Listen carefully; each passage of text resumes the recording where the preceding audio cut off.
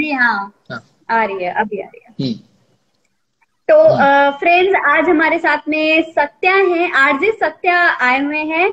और सत्या जी के बारे में मैं आपको बता दूं कि ये रेडियो जॉकी हैं एफएम रेनबो आकाशवाणी में।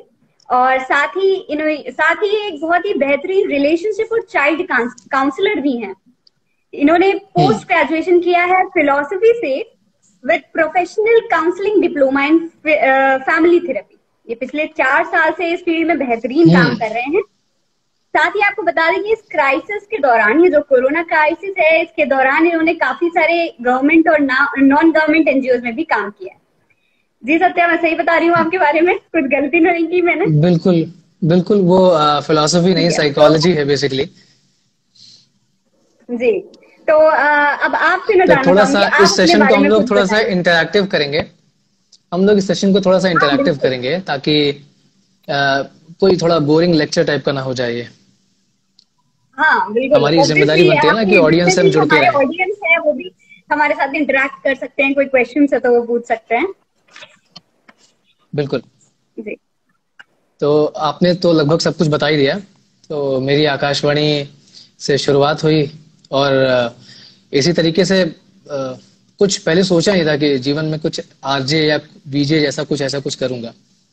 था कि सिविल सर्विसेज की तैयारी करनी है और उसी में आगे लगना है। बट द थिंग वाज कि रास्ते आपको जीवन कहाँ पे लेके जाता है वो आपको नहीं पता होता है। बड़ा अनिश्चित होता है ये जीवन। तो मैं गया था किसी और का इंटरव्यू दिलवाने 3 साल पहले आज से आकाशवाणी में। और अच्छा। दिलवाने गया तो उन्होंने कहा कि तुम भी दे दो। और मैंने दिया तो इत्तेफाकन मेरा हो गया। तो उस समय मेरा हुआ था युववाणी, एक प्रोग्राम आता था मीडियम वेव पे आकाशवाणी में ही। तमाम चैलेंज है आकाशवाणी के। वहां से शुरू हुआ, ट्रेनिंग वहां से शुरू हुई और 2.5 साल लगभग मैंने उसमें, 2 साल लगभग किया। उसके बाद ड्रामा आर्टिस्ट भी आपके साथ। उसके बाद फिर एफएम रेनबो का एग्जाम हुआ, दिया मैंने। और मेरा अनाउंसर यानी कि उद्घोषक और एफएम रेनबो दोनों में हो गया था। अब क्योंकि कनेक्ट करना था लोगों से ज्यादा तो मैंने सोचा कि FM rainbow is far better than announcer. मतलब ऐसा नहीं है कि अनाउंसर खराब है, लेकिन एफएम रेनबो अच्छा है। थोड़ा एक वो टैग लग जाता है आरजे का, वो काफी हम्म। सूटेबल और काफी अच्छा लगता है। हम्म। जी। तो क्या इस हो तरीके गया? से सारी चीजें होती गई। जी, हाँ जी। आप कुछ बोल रहे थे, हाँ कंटिन्यू करिए। हाँ, इस तरीके से सारी चीजें होती रहती हैं। तो लाइफ बड़ी अनफॉर्चुनेट है। आप कुछ भी सोच के चलेंगे, एट लास्ट आपके साथ क्या होगा वो शायद आपने कभी सोचा ही नहीं था। तो अपने गोल्स तो होने चाहिए, लेकिन किसी और गोल के लिए भी तैयार रहना चाहिए हमें हमेशा। ओके, तो सीखते मतलब रहना चाहिए, इसीलिए कहते हैं। आरजे आरजे बनना आपका कोई ऐसा गोल नहीं था, आपके कुछ और ही प्लान्स थे और आप बन गए आरजे। जी। तो बिल्कुल। और एक मतलब और चीज अब होती है आप, कि हम्म, हाँ वो बोलिए। एक और चीज होती है कि सीखते रहना बहुत बड़ी चीज होती है। तो मैं इधर कुछ जब से आकाशवाणी से जुड़ा, पढ़ता रहा, हम्म। सीखता रहा भाषाएं और साथ ही में कैसे चीजों को स्पष्ट रूप से बोला जाए।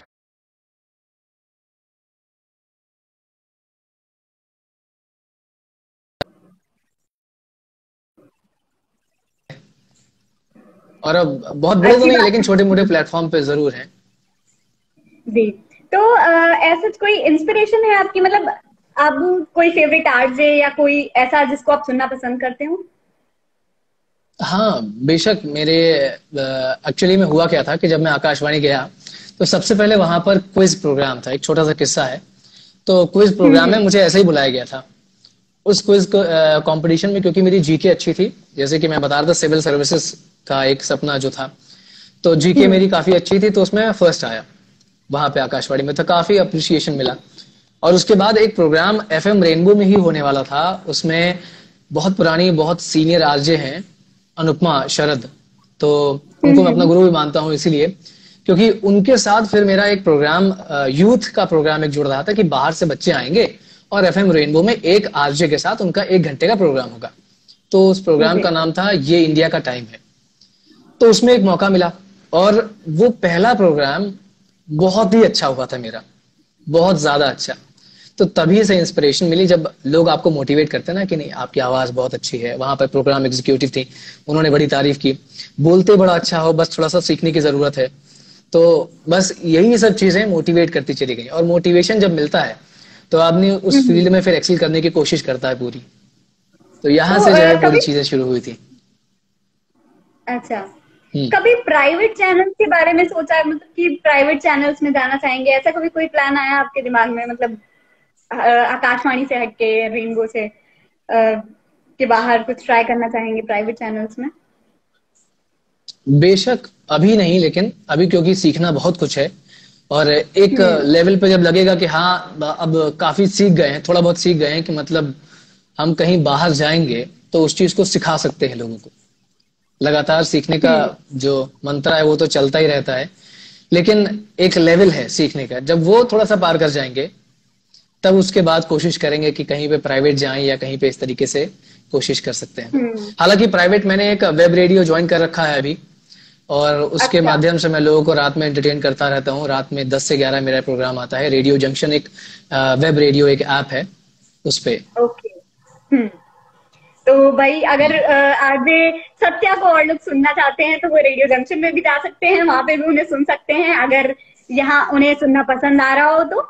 और साथ ही सत्या, मैं आपसे पूछना चाहूंगी कि अभी आप यंग हैं, फिर भी आप काफी कुछ कर रहे हैं, काफी कुछ इनोवेटिव कर रहे हैं, अलग अलग प्लेटफॉर्म्स पे ट्राई कर रहे हैं। तो अभी और कुछ गोल्स हैं लाइफ में other than being an RJ, being an ये साइकोलॉजिस्ट? कुछ और आपके प्लान्स है लाइफ में? डेफिनेटली प्लान्स तो लाइफ में होते ही रहते हैं, कि अब छोटे छोटे गोल्स बनाने चाहिए आदमी को। बहुत हम्म। बड़े बड़े गोल्स हम लेकर चलेंगे तो कोशिश शायद हमारी नाकाम हो जाए, या हम शायद डिमोटिवेट हो जाएं। अगर छोटे छोटे गोल हमारे अचीव होते जाएंगे तो सीढ़ी दर सीढ़ी हम चढ़ते चले जाएंगे। तो अभी हम्म। कुछ चीजें हैं ऐसी, कि जैसे सीखने की बात करी थी, तो साइकोलॉजी के फील्ड में अभी थोड़ा सा और काम करना है मुझे, थोड़ा सा और एजुकेशन मुझे अभी लेनी है। शायद पीएचडी तक जाऊं मैं, कोशिश मेरी है, ताकि मैं लोगों की और हेल्प कर सकूं इस फील्ड में, क्योंकि सोशल और साइकोलॉजिकल लेवल से आप लोगों की बड़ी मदद कर सकते हो। ये मैंने लॉकडाउन के हम्म। पीरियड में सबसे ज्यादा महसूस किया है। लगभग इस समय मान के तो चलिए सबसे ज्यादा। कम से कम 1000 कॉल्स, अबाउट अबाउट 1000 कॉल्स मैंने रिसीव की थी। दिल्ली गवर्नमेंट और बिहार गवर्नमेंट और उत्तर प्रदेश गवर्नमेंट के साथ मिलकर एक प्रोजेक्ट चल रहा था, जिसमें हम लोग साइकोलॉजिस्ट की एक टीम थी, काउंसलर्स की टीम थी, जो लोगों की हेल्प कर रहे थे। तो फ्री ऑफ कॉस्ट था वो, तो उसमें काफी लोगों की मदद की हम लोगों ने, और लगा कि जब आप किसी चीज के काबिल हैं तो जरूर वो काम करना चाहिए और उसमें आगे बढ़ना चाहिए। बिल्कुल। काफी सेटिस्फैक्शन मिलता होगा आपको, मतलब इस तरीके बहुत। से आपने इस दौरान इतना सारा कुछ किया है, साइकोलॉजी से रिलेटेड इतना कुछ किया है, तो काफी सेटिस्फैक्शन मिलता होगा। साथ ही रेडियो की मैं बात करूं तो रेडियो में आप हैं करीब 3 साल से हैं। तो आपको, आप एक आरजे हो, तो आपको क्या लगता है, क्या जॉब्स होती हैं एक्चुअली आरजे की? क्या क्या काम करने पड़ते हैं जो लोग हमारे रेडियो जॉकी बनना चाहते हैं, हमारे ऑडियंस या स्टूडेंट्स जो हैं, उनको आप बताना चाहेंगे? मुझे एक चीज बड़ी अच्छी लगती है कि एक तो पहले तो मेरा कोई ऐसा गोल नहीं था, और सिंपली इस फील्ड में आ गए तो मैं देखता था कि मेरे साथ वाले जो कॉलेज में थे, जब मैं सोचता भी नहीं था इस बारे में, तो वो जाते थे प्राइवेट रेडियो स्टेशन पर ऑडिशन दे के आते थे और पैसे देकर सीखते थे। तो ये सब चीजें मुझे पहले नहीं समझ में आती थी। ये सब चीजें, वो ऑडिशंस लेते हैं उसके बाद ट्रेनिंग्स देते हैं, पैसे लेकर ये सब चीजें करते हैं। तो ये सब चीजें मेरे पहले पल्ले नहीं पड़ती थी कि ये सब चीजें हैं क्या। और उसके बाद फिर क्या हुआ, जब किसी भी चीज में आप घुसेंगे तो उस चीज के बारे में जब जानना शुरू करेंगे, उस चीज के बारे में पढ़ना शुरू करेंगे, तो धीमे धीमे आपका इंटरेस्ट उस फील्ड में बढ़ता जाएगा। और खास करके जब फील्ड ऑफ इंटरेस्ट के साथ साथ आपको उस फील्ड में मोटिवेशन मिल रहा हो, ये बहुत जरूरी है। रिवॉर्ड्स जब मिलते रहते हैं, चाहे वो शब्दों के द्वारा हो, और चाहे अब जैसे आकाशवाणी में मुझे लगता है कि मुझे 6 ही महीने हुए थे ज्वाइन किए हुए। अब क्योंकि लिखने की स्किल अभी बीच में तो छूट गई, लेकिन उस बीच मैंने 2.5 साल बहुत लिखा और बहुत पढ़ा। तो उस बीच हमारे सीनियर और जूनियर आरजेस और जो मीडियम चैनल पे कंपेयर्स काम करते थे, उन सभी का, इवन अनाउंसर्स का भी कंपटीशन हुआ था। एक राइटिंग कंपटीशन होता है हिंदी दिवस के दिन, तो 6 महीने ही हुए थे मुझे ज्वाइन किए हुए। तो उसमें मुझे सेकंड प्राइज मिला, तो उस समय वहां पे बहुत अप्रिसिएशन मिला था। तो वो चीज बहुत ज्यादा मोटिवेट करती है। तो जहां तक मुझे पता है कि आप युवावाणी के लिए भी काफी सारे स्क्रिप्ट वगैरह लिखते रहते थे। मतलब मेरे साथ में भी हम्म। आपने किया है, तो मुझे जहां तक लगता है हाँ कि आपने शायद इसके लिए भी कई सारे लिखे हैं। हाँ बिल्कुल। जी। स्क्रिप्ट लिखते थे और ड्रामा करते थे, ड्रामा लिखते थे। वो तो एक्सपीरियंस आपके साथ बहुत अच्छा है। जी। तो हाँ। क्या आपको क्या लगता है, मीन्स आप आरजे हो और जो बनना चाहते हैं उनके लिए क्या स्किल्स एक्चुअली जरूरी हैं? मतलब आप आपको क्या लगता है क्या स्किल्स जरूरी हैं एक आरजे, अच्छा आरजे बनने के लिए? क्या आवाज होना काफी है?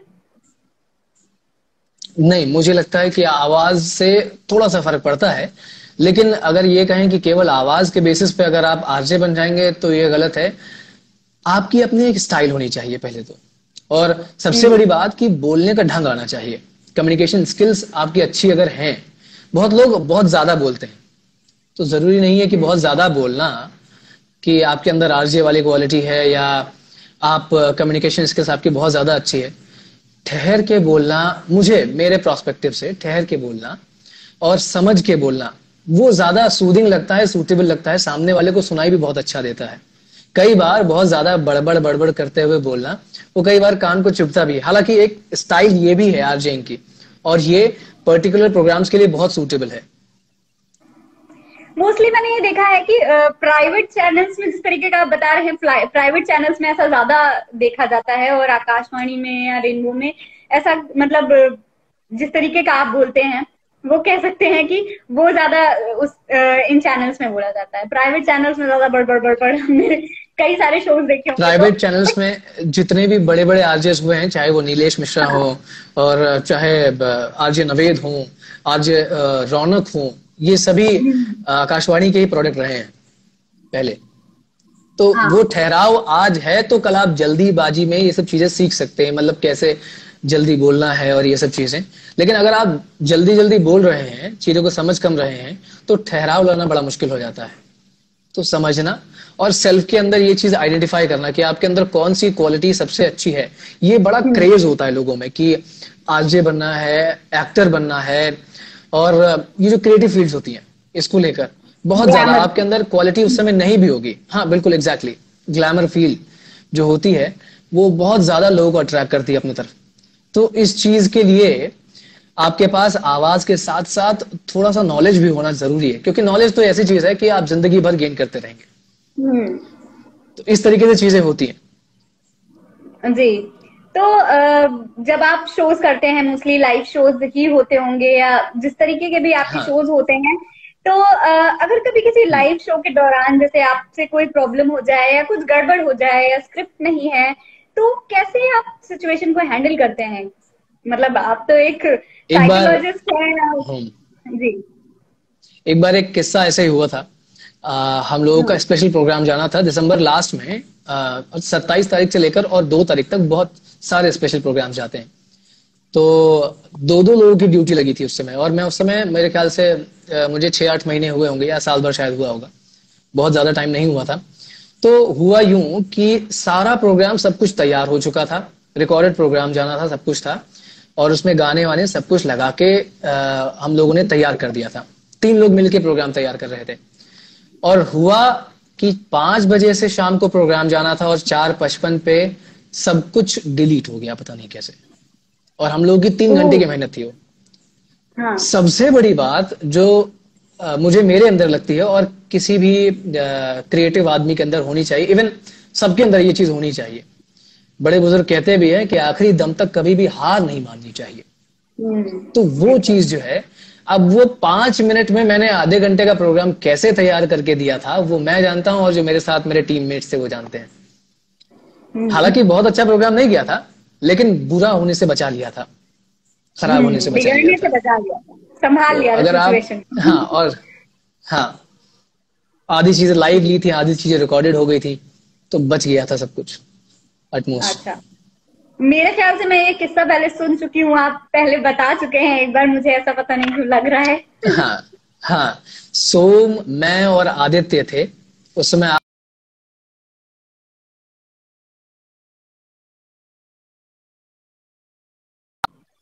अच्छा। तो साथ ही जैसे आप आर्टिस्ट हैं और कई सारी मूवीज में वो काम भी कर चुके हैं। हाँ, और साथ ही हम्म। बहुत अच्छी आवाज है उनकी, बहुत अच्छा लिखते भी हैं। हम्म। तो बिल्कुल। कोशिश करेंगे कि आप लोगों को कभी सोम से भी मिलवाया जाए। तो मैं साथ ही आपसे ये पूछूंगी कि आपके ये जो शोज होते हैं, तो उसकी जो स्क्रिप्ट हम्म। होती है वो आप खुद तैयार करते हम्म। हैं? आप लिख लेते हैं ऑब्वियसली, तो खुद तैयार करते हैं या आपको मतलब मिलती है पहले से? डिपेंड करता है कि आप प्रोग्राम कौन सा कर रहे हैं। अगर आप कोई स्पेसिफिक शो कर रहे हैं जिसमें उन्हीं की चीजें जानी है, जैसे कई बार वॉइस ओवर के लिए आते हैं बहुत सारे कॉन्ट्रैक्ट, तो उसमें उन्हीं की चीजें चाहिए होती हैं, तो उनको केवल भाव चाहिए होता है, उसमें आवाज चाहिए होती है, तो उनका कंटेंट चला जाता है। लेकिन जब हम लोग लाइव शो कर रहे होते हैं या अपना रेडियो का प्रोग्राम कर रहे होते हैं, तो 99% बार ऐसा ही हुआ है, क्योंकि शुरू से लेकर हमको हमारी ही स्क्रिप्ट लिखने के लिए बोला जाता था, तो वो आदत पड़ गई। 5-6 पन्नों की स्क्रिप्ट लिख लिया करते थे ताकि कुछ कमी ना पड़े। और अब स्थिति यह है कि बिना स्क्रिप्ट के भी प्रोग्राम कर सकते हैं, बशर्ते कोई अच्छा। ऐसी इंफॉर्मेशन ना हो जो रिटन हो। हम्म। मतलब एक्सपीरियंस के बाद में अगर इंसान चाहे तो वो अपने आप भी बिल्कुल। लाइव प्रोग्राम्स कर सकता है। तो उसके बाद हम आते हैं बिल्कुल। आपके साइकोलॉजी के बारे में, काउंसलिंग पे। हम जैसे कि आपने बताया आप चाइल्ड और फैमिली काउंसलिंग करते हैं, तो इस दौरान आपने काफी सारे लोगों से बात करी, लॉकडाउन के दौरान इतने सारे लोगों से बात करी, तो एक टर्म है मेंटल हेल्थ, जो इस हम्म। वक्त ये क्राइसिस के दौरान काफी मतलब पॉपुलर हो रहा है, तो इसके बारे में आप क्या कहना चाहेंगे? मेंटल हेल्थ मेरे ख्याल से ऐसा अमृत है, मेरे टर्मिनोलॉजी में। वैसे तो WHO की डेफिनेशन है, उसको बता के मैं बोर नहीं करना चाहूंगा, हालांकि वो भी डिफाइन कर दूंगा मैं बाद में। तो एक ऐसा अमृत है जिसे अगर आपने पी लिया और समझ लिया कि ये है क्या, तो जैसे आप एक्सरसाइज करके अपना बॉडी शेप बनाते हैं, बहुत अच्छा लोगों को लगता है कि मैं सुंदर दिखूं, हाँ। और बॉडी पे मेकअप, चेहरे पे मेकअप लगाऊं, बॉडी की एक्सरसाइज करूं, अच्छा खाना खाऊं, उसी तरीके से है मेंटल हेल्थ। उसको कहते हैं कि it is not only the psychological health but also it is said to be a physical health, यानी कि बायोलॉजिकल स्ट्रक्चर जो पूरा होता है, माइंड और बॉडी दोनों का जो मेल होता है, जब वो हेल्दी होता है तो that is known as mental health. वो अगर गड़बड़ हो गया तो आप स्ट्रेस में जाते हैं, एंजाइटी में जाते हैं, मोर ओवर डिप्रेशन में जा सकते हैं, और बहुत ज्यादा होता है तो लोग सुसाइड अटेम्प्ट करते हैं और बहुत सारी प्रॉब्लम्स हो जाती हैं।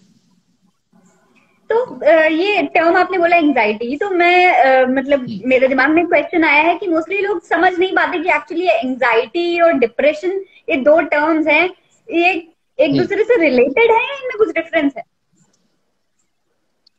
बिल्कुल रिलेटेड है ही है। जैसे एक छोटा टर्म है एंजाइटी, अगर जी। वही बढ़ता चला जाए, स्ट्रेस होता है, एंजाइटी होती है उससे, और एंजाइटी बढ़ती चली जाए तो डिप्रेशन का कॉज बनता है वो। जैसे कि अगर हम बात करें स्ट्रेस की, सबसे पहले तो स्ट्रेस एक ऐसी चीज है जो लाइफ में आप अपने इग्नोर कर ही नहीं सकते हैं। किसी ने कहा है बहुत खूब कि life without stress is just like a death, यानी कि बिना तनाव के आपकी जिंदगी केवल मृत के समान है। वो हाँ। स्ट्रेस कुछ भी हो सकता है, दो तरीके के स्ट्रेस होते हैं, positive and negative. The way you feel the things, उसी तरीके से स्ट्रेस भी होते हैं। अगर एग्जाम का फियर है तो ये पॉजिटिव है, इसको पॉजिटिवली लें तो अच्छे मार्क्स आ सकते हैं। अगर नेगेटिवली लेंगे तो पेट खराब हो जाता है लोगों का, और स्ट्रेस हो जाता है तो वो तमाम बुखार चढ़ जाता है बहुत से लोगों को, और भी सारी चीजें हो जाती हैं। एग्जाम में जाते हैं तो हाथ कांपने लगता है, नहीं लिख पाते हैं, एग्जाम स्ट्रेस की बात अगर करें तो। और उसके बाद यही चीज है, अगर इसी चीज को हम पकड़ के बैठ जाएं, जैसे ज्यादातर जो सबसे बड़ा कारण होता है वो होता है लैक ऑफ अटेंशन, या किसी अपने सबसे नजदीकी जो व्यक्ति हो, जैसे स्पाउस कोई हो, स्पाउस कहते हैं कि जो हमारे रिलेटिव हो या हमारे जानने वाले हो, जब उनके बीच में कुछ ऐसा हो जाता है कि वो हमसे दूर चले जाते हैं, रिलेटेड टू शायद चाहे उनकी डेथ हो गई हो, चाहे ब्रेकअप हो गया हो उनसे। ब्रेकअप केवल लड़के और लड़की के बीच के रिलेशनशिप में नहीं होता, वो किसी भी रिलेशन में हो सकता है। तो उसका जो जी। गम होता है वो सबसे ज्यादा कारण देखा गया है डिप्रेशन का। जैसे कोई अच्छा। चीज होती है, अगर हम पकड़ के उसको रख लें और बार बार उस पर चोट करते रहें, जैसे हमारे अगर हाथ में एक चोट लग जाती है और उस पर बार बार चोट करते रहे तो वो घाव बन जाएगा। डिप्रेशन और एंजाइटी में ये अंतर है। चोट एक बार लग गई, दैट इज एंजाइटी। आप काम कर रहे थे, दैट इज स्ट्रेस। फिर चोट लग गई, दैट इज एंजाइटी। और उस चोट पे लगातार बार बार चोट लगती जा रही है, तो that is called as depression, क्योंकि वो हमको फिर बहुत ज्यादा तकलीफ देगा।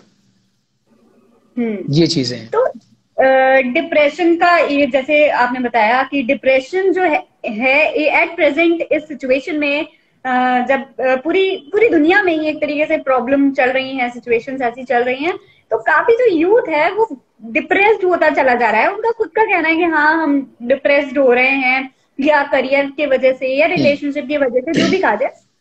तो कैसे ओवरकम किया जा सकता है? मोस्टली लोग समझ ही नहीं पाते कि हम डिप्रेस्ड हैं या बस ऐसे ही कुछ नॉर्मल थोड़ा स्ट्रेस है या डिप्रेशन है। जी हाँ, मैं इस बात को बहुत अच्छे से क्लियर कर दूं। पहले तो ऐसा होता था कि आदमी डिप्रेशन में होता था और उसको पता ही नहीं चल पाता था कि वो डिप्रेशन में है। But now the scenario is something else. अब ये है कि डिप्रेशन एक ऐसा वर्ड, एक ऐसा फैशनेबल वर्ड बन गया है कि अगर स्कूल में हाई प्रोफाइल अगर कोई बच्चा है तो व्हाट ही विल से, जैसे मैं एक काउंसलिंग कर रहा था तो बहुत छोटे क्लास का बच्चा, 3rd क्लास का, and he is saying that I am depressed because I am not having a girlfriend. तो इसको डिप्रेशन नहीं कहेंगे, इसको लैक ऑफ नॉलेज कहेंगे। तो ऐसे भी केसेस हैं कि आपको डिप्रेशन असल बात है या नहीं, इसको भी जानना जरूरी है। अच्छा, है क्या चीज ये एक बीमारी की तरह है। डिप्रेशन भी आम बीमारी जैसे होती है, डायबिटीज होती है आपके, या पेट में दर्द समझ लीजिए, या समझ लीजिए जैसे टीबी। जैसे टीबी अगर है तो कहते हैं कि 3 हफ्ते से ज्यादा अगर खांसी है तो आप जाके जांच करवाइए और पता चल जाएगा कि आपको टीबी है कि नहीं। वैसे ही आप जब दुखी होते हैं किसी भी चीज को लेकर, लगातार आपके मन में, जैसे सिम्टम्स की अगर बात करूं मैं, क्योंकि सिम्टम्स पता होना बहुत जरूरी है डिप्रेशन के।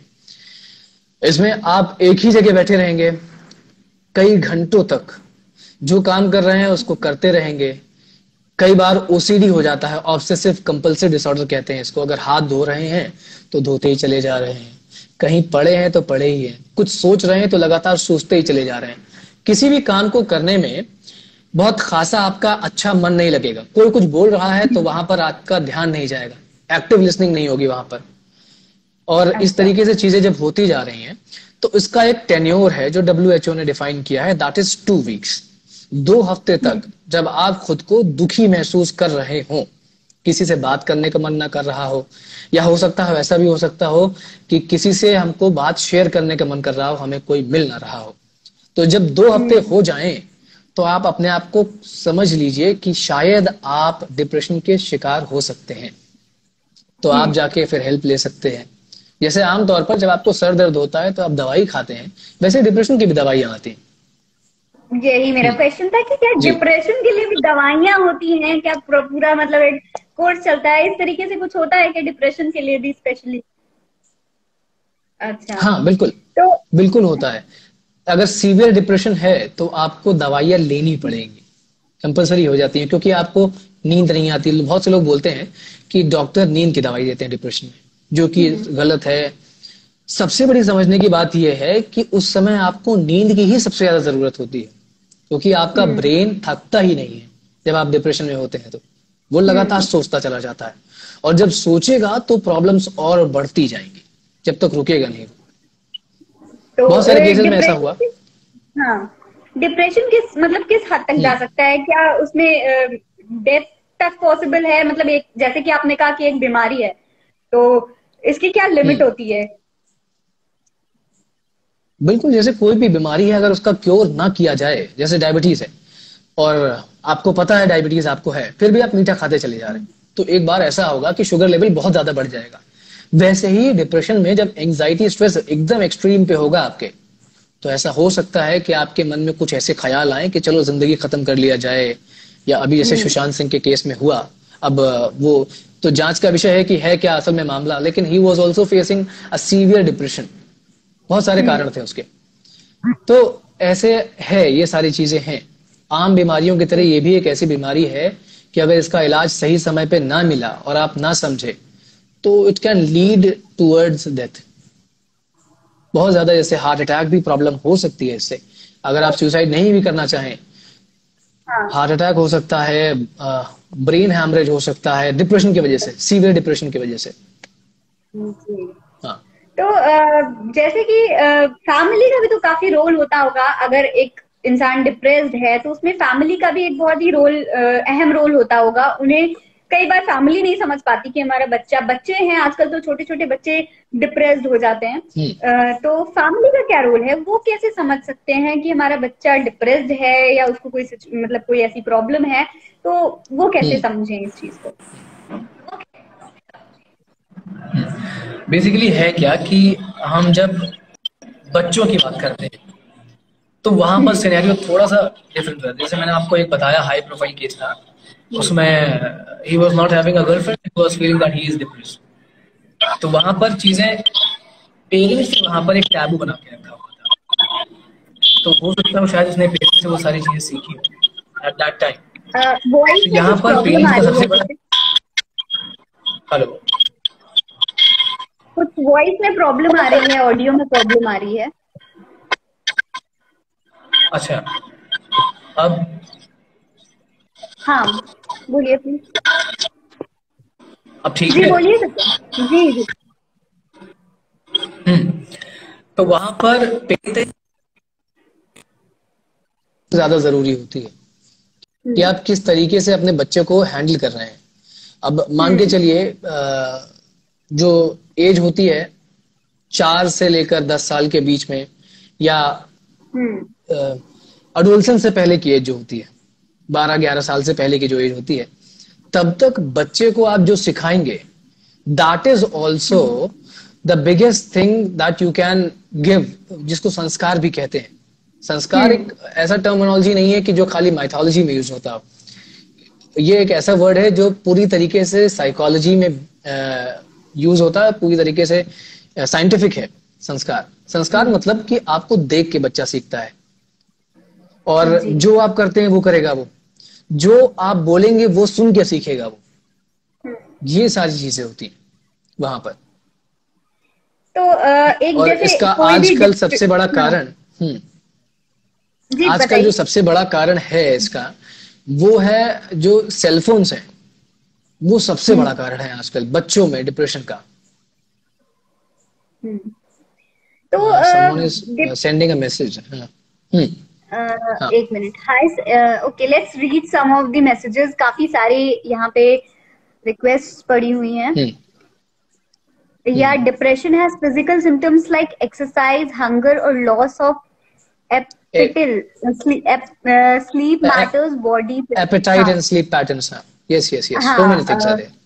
Body basis. हम्म, तो इन्होंने हमें yeah, कुछ और सिम्टम्स बताए हैं, या डिप्रेशन के लिए कुछ सिम्टम्स बताए हैं। साथ ही एक बिल्कुल। हमारे फ्रेंड है आयुष चतुर्वेदी, उनके कुछ क्वेश्चंस हैं। हाय Satya, 3 to 8 years of growth is the most important part of child's development. What should be yes, concern of a parent considering this is the age of children goes to school and exercise exposed to the mobile? Okay. yes, वही मैं वही चीज बोल रहा था कि जब जी। आप मोबाइल की बात करते हैं, तो या तो आपका कंट्रोल हो बच्चों पर कि वो किस तरीके से फोन का यूज कर रहे हैं, तब तो वो पॉजिटिव लर्निंग हो जाएगी, मोटिवेट करेगा बच्चों को आगे बढ़ने के लिए और सीखने के लिए। और कहीं अगर कुछ ऐसी चीजें उसके हाथ लग गई जो उसको एडिक्शन की ओर प्रेरित कर सकती हैं, जैसे बहुत सारे केसेस में देखा गया कि पबजी एक ऐसा मोबाइल गेम है जो बच्चों में एडिक्शन का एक बहुत बड़ा कारण है, बहुत बड़ा कारण। इवन पबजी, केवल पबजी नहीं, बहुत सारे मोबाइल गेम्स बहुत बड़ा कारण है। पोर्नोग्राफी कहा जाता है एक बहुत बड़ा कारण है बच्चों के बीच में, कि अगर वो, क्योंकि एक ऐसी पर्टिकुलर एज होती है, उस एज में ही अगर चीजें पता चले तो ठीक होता है। तो इस पे पेरेंट्स का कंट्रोल होना बहुत जरूरी है। तो एट प्रेजेंट अभी इस सिचुएशन में लोग, मोबाइल तो एक तरीके से बहुत कॉमन चीज हो गई है, तो कैसे किससे रिप्लेस किया जा सकता है, या बच्चों को ऐसे क्या सिचुएशन क्रिएट की जा सकती है कि वो इन सब चीजों से ओवरकम कर सकें? नहीं, मोबाइल का यूज करना चाहिए बच्चों को, बट द थिंग इज कि how they are using the mobile. अगर पेरेंट्स को जानकारी है थोड़ी बहुत, तो वो यूट्यूब ना देकर, एक किड्स यूट्यूब होता है उसको डाउनलोड करके बच्चों को दे दें। कुछ ऐसे हैप्पी और पॉजिटिव लर्निंग गेम्स आते हैं इंटरनेट पे भी, जो उनको अल्फाबेटिकल चीजें सिखा सकते हैं। और भी चीजें हैं कि जैसे वो पोएट्रीज होती हैं, कि ये सब चीजें उसको सिखाने के लिए वो कुछ गेम्स ऐसे भी हैं। तो इस तरीके से चीजों का कंस्ट्रक्टिव इस्तेमाल कर सकते हैं। डिस्ट्रक्टिव इस्तेमाल बच्चे अगर खुद अपने तरफ से करेंगे तो डिस्ट्रक्टिव हो जाएगा वो चीज। ये चीजें हैं। साथ ही में हाँ, एक हमारे पास क्वेश्चन आया है, ये पूछ रहे हैं कि क्या कोई फिजिकल साइंस भी होते हैं डिप्रेशन के कुछ, मतलब अगर एक बंदा डिप्रेस्ड है तो आपको क्या उसके कोई फिजिकल साइंस सिम्टम्स भी होते हैं? फिजिकल ही सिम्टम्स आपको दिखेंगे, आप उसके मेंटल सिम्टम्स बहुत ही रेयर हो गए, अगर बहुत करीबी होगे तो ही देख पाओगे। जैसे कोई आपके बहुत करीब होता है तो हम उसको यही बोलते हैं कि क्यों, क्या हुआ यार, उदास लग रहे हो, मन तुम्हारा बेचैन लग रहा है, बोल क्यों नहीं रहे हो, ऐसे क्यों बात कर रहे हो, तुम्हारी टोन में कुछ आज ऊपर नीचे लग रहा है, लो पिच हाई पिच लग रही है, गुस्सा क्यों हो रहे हो। तो वो बहुत करीबी आदमी जान सकता है, बहुत ज्यादा करीबी होगा तो, या तो समझदार व्यक्ति होगा तो। और आप उसके खास करके फिजिकल सिम्टम्स ही देख पाएंगे।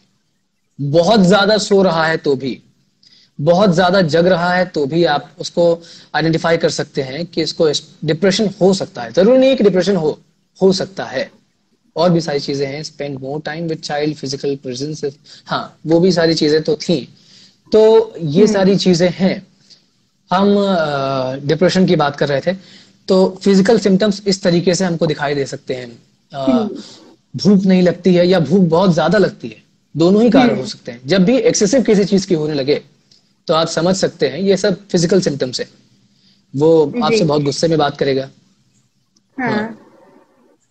तो बीइंग अ फ्रेंड या मतलब बीइंग अ फ्रेंड, अगर हमारे किसी फ्रेंड को या किसी भी जानने वाले को ऐसे डिप्रेशन, हमें लगता है कि डिप्रेशन है, तो ऐसा फर्स्ट स्टेप हम क्या ले सकते हैं कि एक कोई फर्स्ट एड होता है या कोई एक जो हेल्प जो हम सबसे पहले कर सकते हैं बिना किसी साइकियाट्रिस्ट के पास या किसी साइकोलॉजिस्ट के पास जाने से पहले, हम क्या कर सकते हैं उनके लिए? डेफिनेटली पुराने जमाने में साइकियाट्रिस्ट साइकोलॉजिस्ट होते ही नहीं थे। उनके घर के जो बड़े बुजुर्ग होते थे वही इस चीज का काम कर दिया करते थे, जो उनके साथ बहुत ज्यादा फ्रैंक हुआ करते थे। जैसे अगर बात करें पिता और बेटे की रिलेशनशिप के बारे में, या एक माँ बाप और बच्चे के रिलेशनशिप में कुछ अलग अंतर होता है, और अगर ग्रैंड पेरेंट्स और पोता है उनका या पोती है या नाती है नातिन है, तो उसके साथ उनका एक अलग कनेक्शन होता है। वो एक साइकोलॉजिस्ट या साइकियाट्रिस्ट की तरह काम करते हैं, काउंसलर की तरह काम करते हैं। समय समय पर वो बताया करते हैं कि बेटा जीवन में गलत क्या है और सही क्या है, ये सारी चीजें हैं। और अभी क्या है सिनेरियो, अगर आपके सबसे करीब कोई है, अगर आपको समझ में आ रहा है कि वो डिप्रेशन में है, तो ट्राई करिए कि सबसे पहले वो अपनी प्रॉब्लम आपसे शेयर करे। जबरदस्ती मत करिए, उसको खुद करने दीजिए। वो खुद इतना कन्विंस हो जाए आपसे कि वो अपनी प्रॉब्लम खुद आप तक बता सके। क्योंकि जब प्रॉब्लम पता चलेगी उसी के बाद उसका सोल्यूशन ढूंढा जा सकता है। क्या पता हो आपके पास उसका सोल्यूशन, और क्या पता वो डिप्रेशन हो ही ना, ये भी हो सकता है। तो डिप्रेस्ड इंसान को एक पेशेंट कहा जा सकता है, मतलब हम पेशेंट टर्म यूज कर सकते हैं उनके लिए? बिल्कुल पेशेंट यूज कर सकते हैं। हम लोग तो बेसिकली क्लाइंट यूज करते हैं एक वर्ड। तो पेशेंट, क्योंकि वो बीमार है, जब ये है बीमारी तो इसको उसी तरीके से ट्रीट किया जाएगा। बिल्कुल जी। तो एक डिप्रेस्ड इंसान, मैं एक सिचुएशन देना चाहूंगी कि एक डिप्रेस्ड इंसान है, वो खुद अपने आप के लिए उसे पता है कि हाँ मैं डिप्रेस्ड हूँ, तो वो क्या कर सकता है अपने लिए? मतलब वो अपने उस चीज से ओवरकम करना चाहता है, तो वो क्या स्टेप्स ले सकता है? बेसिकली होता क्या है कि पूरे एंटायर लाइफ में आपने अपने जीवन में कहीं ना कहीं एक ऐसा फेज झेला होता है कि आप उस समय स्ट्रेस्ड भी होते हैं, एंजाइटी भी आपके अंदर बहुत ज्यादा होती है, और आप डिप्रेस्ड भी होते हैं। एक पूरे, अगर आप 20, 25, 30 साल के हैं तो डेफिनेटली 30 साल तक तो आपने अपनी लाइफ में एक ना एक बार तो ये फेज झेला ही झेला होगा। ऐसा कोई नहीं है कि जिसने ना झेला हो, शायद ही कोई हो। तो आप अपने मन से खुद ही पूछ सकते हैं कि जब ऐसी वर्स्ट सिचुएशन आई थी, या जब मुझे फेलियर हुआ था किसी चीज के लिए, तो मैंने उस समय क्या ऐसा चीज अपनाया था।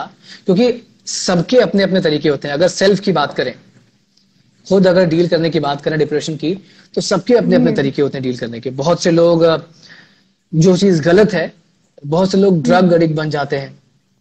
बहुत आम है सिगरेट्स और ये सब चीजें। अगर आदमी डिप्रेशन में, एंजाइटी में, स्ट्रेस में है तो सोचता है कि और उनको उस समय के लिए रिलीफ भी मिल जाता है, बट ये चीज धीमे धीमे कब एडिक्शन में बदल जाती है ये उनको पता नहीं चल पाता है। तो इस चीज के पीछे ना भागे तो ज्यादा अच्छा है। बाकी अगर अपने तरफ से आपको लगता है आप डिप्रेस्ड हैं, तो एक होता है ऑपोजिट बिहेवियर को अपनाना। जैसे आपने खुद महसूस किया होगा और सुना भी होगा कि अगर आप दुखी हैं तो बड़े गमगीन, बड़े सैड सॉन्ग सुनने का बड़ा मन करता है। लगा लिया पुराने गाने और सुनने के लिए बैठ गए, हेडफोन लगा के एकांत में, अंधेरे में एकदम, और आंसू गिराए चले जा रहे हैं। तो जब क्या होगा कि हम उसी फीलिंग में लगातार आगे बढ़ते चले जा रहे हैं। जब किसी भी चीज को खोदेंगे, गड्ढे को खोदेंगे, तो वो बढ़ता चला जाएगा, ना कि कम होगा। जैसे कि अब ये पानी में पी रहा हूं, अगर इस पानी के ग्लास को मैं पकड़ा रहूं, अभी पकड़ा रहूं, 5 मिनट पकड़ा रहूं, 10 मिनट, 1 घंटा और 2 घंटा, इससे ज्यादा मैं नहीं पकड़ पाऊंगा। हाथ दर्द करने लगेगा। तो जब किसी भी चीज को आप पकड़ के रखेंगे तो प्रॉब्लम हो जाएगी फिर। तो सबसे बड़ी समझने वाली बात यहां पर यह है कि आप वहां पर कोशिश करिए कि ऑपोजिट बिहेवियर को अपनाइए। जैसे अगर आपको सैड सॉन्ग सुनने का मन कर रहा है और आपको लग रहा है कि आप डिप्रेशन में चले जाएंगे और जा रहे हैं धीमे धीमे, तो सबसे पहले वहां से ब्रेक डाउन करिए, उस चीज का बाउंस बैक करिए और कुछ अच्छा सुरीला सुनिए। उस समय गमगीन और टुकड़े टुकड़े दिल वाले गाने नहीं सुनने चाहिए। तो वहां से थोड़ा सा अपने आप को आप सुधार सकते हैं। और यकीन मानिए, अगर आप खुद डिप्रेशन से बाहर आएंगे, खुद अगर डिप्रेशन से बाहर आएंगे, तो आप अपने लिए तो मिसाल बनेंगे ही। जो कहते हैं ना, कॉन्फिडेंस बूस्ट हो जाएगा। कॉन्फिडेंस आपका डेफिनेटली बूस्ट होगा। आप मोटिवेट हो जाएंगे लाइफ के लिए और दूसरों को सिखाने के लिए आपके पास बहुत कुछ होगा। तो डिप्रेशन से उभरने के बाद इंसान और ज्यादा स्ट्रांग हो जाता है, हम ये चीज कह सकते हैं। और म्यूजिक एक बहुत अच्छी म्यूजिक एक बहुत अच्छी थेरेपी मानी जा सकती है डिप्रेशन से उभरने के लिए। तो एक मतलब काफी इंटरेस्टिंग रहा, मतलब हमें डिप्रेशन के बारे में काफी कुछ पता चला है। बाकी कुछ ऐसे क्वेश्चंस जो हमारे कुछ फ्रेंड्स पूछना चाहते हो या कुछ ऐसा जो वो फेस कर रहे हो तो वो जरूर पूछ सकते हैं। किसी का कोई क्वेश्चन है? अभी तो काफी सारे क्वेश्चंस आए थे। यहाँ पर है, इन्होंने हमें बताया है कि spend some more time with children, physical pressure is important then just words. कहना चाहती है कि हमें बच्चे के पास ज्यादा, इन्होंने बोला है physical pressure is more important then just words. Presence is more important then just words. Physical definitely है। सबके अपने अपने तरीके हैं। जैसे बहुत से लोगों को, जैसे मुझे भी है कि अगर मैं किसी छोटे बच्चे की तस्वीर देख लूं या वीडियो देख लूं तो मैं अंदर ही अंदर खुश हो जाता हूं, चाहे मैं जितना दुखी हूं। तो बहुत से लोगों को पसंद होता है ये चीजें, बहुत से लोगों को कुछ और करना पसंद होता है। जैसे रेडियो की बात अगर करें, और मेरी तबीयत चाहे जितनी खराब हो, मेरा मूड चाहे जितना सैड हो, अगर मैं प्रोग्राम करने बैठ जाता हूँ, अभी अक्सर ये हाल ही की बात है, मेरा लाइव प्रोग्राम चलने वाला था और आधा घंटा पहले, क्योंकि थका हुआ था दिन में बहुत ज्यादा, सर बहुत तेज दर्द कर रहा था। मतलब मोटिवेट करने के लिए हेलो आप गोलियां दे सकते हैं आपको, जो आपको अच्छा लगता है उस चीज की। तो मुझे प्रोग्राम करना बहुत पसंद है और लाइव प्रोग्राम में बैठा 5 मिनट मैंने बोला होगा कि मेरा सारा सर दर्द गायब। Music therapy is used by the professionals and it is having a series of techniques. Definitely music therapy, आप अगर छोटा सा एग्जांपल ले लें, मैं पूरी टेक्निक के बारे में डिस्कस तो नहीं करूंगा, लेकिन छोटे सा एग्जांपल दूंगा। बहुत से लोग जिम जाते होंगे और योगा करते होंगे, तो जब योगा करते हैं तो बहुत ही स्वीट मेलोडियस म्यूजिक चाहिए होता है आपको, चाहे ओम का उच्चारण हो या फ्लूट की ध्वनि हो या वीणा हो। और जब आप जिम जाते हैं तो आपको हैवी बेस का म्यूजिक चाहिए होता है, क्योंकि आपको वेट उठाना होता है। और यकीन मानिए कि अगर आपका मन 10 किलो उठाने का है और आपका पसंदीदा बेस वाला म्यूजिक बज रहा है जिम में, तो आप 10 के जगह 12 किलो उठाते हैं। ये जो भी जिम जा रहे होंगे, हाँ डेफिनेटली, और जोश आ जाता है। और नहीं मन होता है तो भी म्यूजिक के सहारे लोग अपना जो जिम का सेशन पूरा करके आते हैं। जैसे कई बार होता है लोगों का मन नहीं हो रहा था कि आज यार मन नहीं है, आज शरीर साथ नहीं दे रहा है, क्या करें, थकान लग रही है, तो म्यूजिक के सहारे वो अपना सेशन पूरा करते हैं। तो एक किताबों के साथ साथ म्यूजिक भी एक बहुत अच्छा दोस्त है, समझने की जरूरत है लेकिन केवल। जैसे आपने इतना कुछ बताया हमें डिप्रेशन के बारे में, तो मेरे अंदर ये क्वेश्चन आ रहा है कि क्या आपको भी कभी ये डिप्रेशन वाली चीज ऐसा महसूस हुआ कि आप डिप्रेस्ड हो और आपको ऐसा लगा हो, तो आप कैसे पता चला इन सब चीजों के बारे में? डेफिनेटली हो, सबकी लाइफ में आता है ये फेज। और अगर 30 साल तक है तो कोई भी, जैसे मेरी एज 26 साल है, तो 30 तक एक सिनेरियो लेके चलते हैं, तो सबकी लाइफ में एक ऐसा फेज आता है, चाहे वो रिलेशनशिप को लेकर हो, चाहे फैमिली स्पाउस को लेकर हो, करियर को लेकर हो, जॉब्स को लेकर हो, पढ़ाई को लेकर हो, आता जरूर है। तो उसको कैसे हैंडल करते हैं ये बड़ी चीज है। मैंने कुछ चीजें अपनाई अपनी लाइफ में कि मैं खुद को समझाता था। खुद को समझाना, हार ना मानने वाली जो टेक्निक है, नेवर लूज द होप, कि कल को कुछ ना कुछ अच्छा जरूर होगा। अगर आज खराब है, कहते हैं ना कि पिक्चरें आईना होती हैं समाज की, तो पिक्चरें भी काफी मोटिवेट करती हैं। जैसे समाज में अगर खराब चीजें फैला रही हैं तो अच्छी चीजें भी फैला रही हैं पिक्चरें, तो यहाँ से भी मोटिवेशन बहुत अच्छा मिलता है। जी बिल्कुल, अच्छी चीजें देखेंगे तो अच्छा मोटिवेशन मिलेगा। साथ ही में एक और क्वेश्चन है कि क्या डिप्रेशन की कोई एज होती है, एक एज लिमिट होती है, या सिर्फ यंगस्टर्स और बच्चों में ही ये, जैसे 30 की उम्र आप बार बार मेंशन कर रहे हैं कि 30 की एज तक, 30 की एज तक, तो मैं जानना चाहूंगी 30 की एज तक मेरा ये कहना है, 30 की एज तक मेरा ये कहना है कि 30 की एज तक आप कभी ना कभी एक आध बार तो डिप्रेशन से गुजरे ही होंगे, एक से ज्यादा भी हो सकता है वो, ये मतलब है मेरा। अच्छा, मतलब इसकी कोई एज नहीं है कि आप एक 60 की उम्र का इंसान भी डिप्रेशन में, एक पैदा हुआ बच्चा भी डिप्रेशन में जा सकता है। पैदा हुआ बच्चा, समझ रही हैं आप? उसका बड़ा कारण होता है कि जब वो पेट में होता है और जब गर्भ धारण करती है, वो उससे लेकर और जब तक वो पेट में रहता है, तब तक सारे जितने थॉट्स हैं, इमोशंस है, वो सारे हार्मोनल ट्रांसफर होते हैं उसके थ्रू, क्रोमोसोम्स के द्वारा उसकी पूरी रचना रची जाती है। और अगर माँ डिप्रेशन में है तो बहुत बड़ा ये रीजन हो सकता है कि पैदा हुआ बच्चा भी डिप्रेशन में हो सकता है। बहुत से लोगों को शायद आपने पता नहीं देखा होगा, मेरा एक दोस्त है, मैं नाम नहीं लूंगा, उसको हमेशा देखिए तो लगेगा कि वो डिप्रेशन में है, और अभी से नहीं, सिंस चाइल्डहुड में उसको जानता हूं, और हमेशा ही वो एकदम शांत, जैसे लगता है कि कोई डिप्रेस्ड व्यक्ति है। तो कुछ ऐसा शायद हुआ होगा उसके साथ, तो ये चीजें हैं। अच्छा, ठीक है, मतलब एक हम कह सकते हैं कि कोई एज लिमिट नहीं होती है, और अगर हम अपनी ही सोसाइटी में एक ऐसा माहौल बना के चलें कि हम लोगों से कनेक्ट हो सकें, एक दूसरे से प्रॉब्लम शेयर कर सकें, तो मे बी ये डिप्रेशन की जो प्रॉब्लम है वो सॉल्व हो सकती है। तो काफी मजा आया सपोर्ट हमें, बहुत जरूरी होता है जी। हाँ, तो मैं कह रहा हूँ सोशल सपोर्ट बहुत जरूरी होता है। हाँ, सोशल सपोर्ट ऑब्वियसली, फ्रेंड्स हैं, फैमिली है आपका, तब जब उनसे आप शेयर कर सकते हैं, अपनी प्रॉब्लम शेयर करेंगे, तभी आप इस सिचुएशन से बाहर आ सकते हैं, और अपने आप को खुद हैंडल करने की कोशिश करिए, और म्यूजिक का सहारा लीजिए ऑब्वियसली।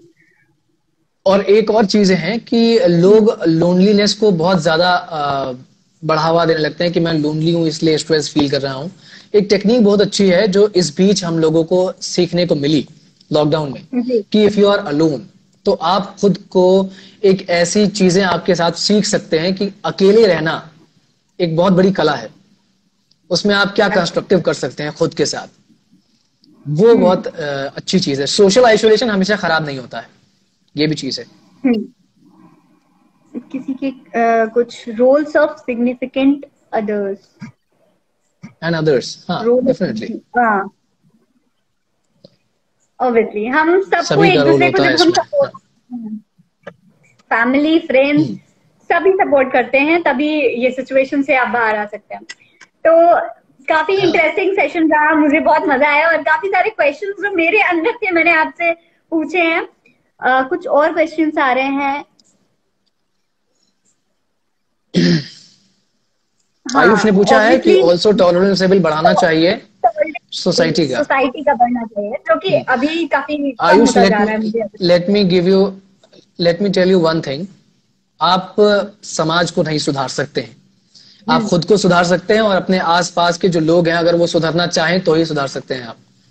और टॉलरेंस लेवल आप अपना बढ़ाएंगे, सोसाइटी का नहीं बढ़ा सकते आप। That is not possible. अगर आप खुद का टॉलरेंस लेवल बढ़ा लेंगे तो आप सोसाइटी में सर्वाइव करने लायक बन जाएंगे। This is the thing. As a society हमारा रोल है कि हम खुद को सुधार लें। जब हम खुद को सुधार लेंगे तो हम सोसाइटी को सुधार सकते हैं। एक्चुअली हम ही तो सोसाइटी हैं। अगर हम समझ रहे हैं इस चीज को तो लोग समझेंगे इस चीज को आगे चलकर। जी। साथ में एक और अच्छा,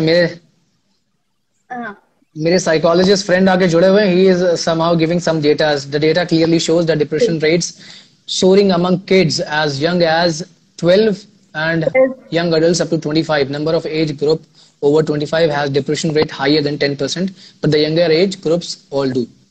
हाँ, बिल्कुल सही बात है, क्योंकि आप जब अपनी एडोलसेंस पार कर जाते हैं, कॉलेज टाइम पे होते हैं, तो आपको करियर की चिंता होती है और बहुत सारी चिंताएं होती हैं जो आपको बचपन में नहीं होती, क्योंकि बचपन में सपोर्ट रहता है बहुत सारा आपके पास।